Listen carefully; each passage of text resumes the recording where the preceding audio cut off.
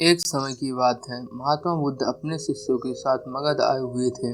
वहाँ एक सरजू नाम का मोची गांव के बाहर अपनी कुटिया बनाकर रहता था। उसके परिवार में उसकी पत्नी और 4 बच्चे रहा करते थे। सरजू की कुटिया के बाहर एक बड़ा सा तालाब था, जिसमें बरसात का पानी जमा हुआ करता था। सरजू सवेरे उठकर जब तालाब के पास गया, तो उसे एक कमल का पुष्प दिखाई दिया, जो दिव्य था।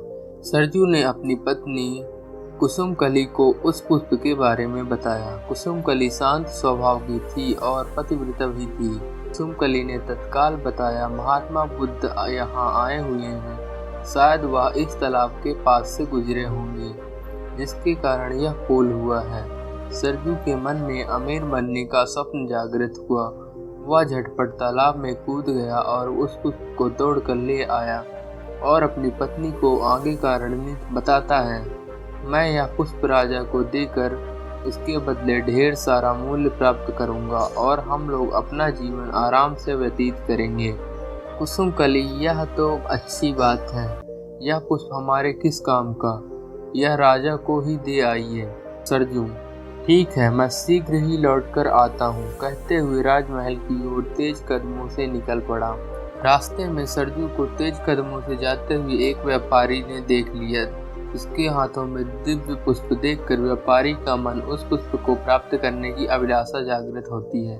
व्यापारी आवाज देकर सरजू को बुलाता है और उस पुष्प का मूल्य पूछता है। व्यापारी उस पुष्प का मूल्य 2 स्वर्ण मुद्रा देने को तैयार हो जाता है, किंतु अंत समय में सरजू यह सोचता है, व्यापारी जब इस पुष्प का मूल्य 2 स्वर्ण मुद्रा दे रहा है, तो राजा ही अवश्य ही इसके अधिक मूल्य देगा।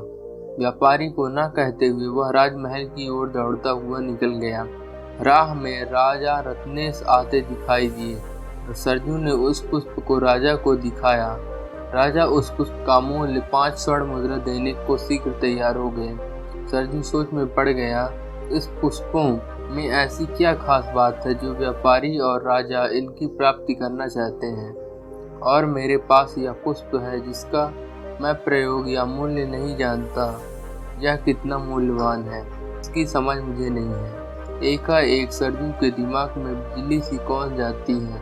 वह राजा को भी न करते हुए वह महात्मा बुद्ध की शरण में पहुंच जाता है। महात्मा बुद्ध के चरणों में गिरकर वह पुष्प उन्हें समर्पित कर देता है और अपने शरण में संरक्षण मांगता है।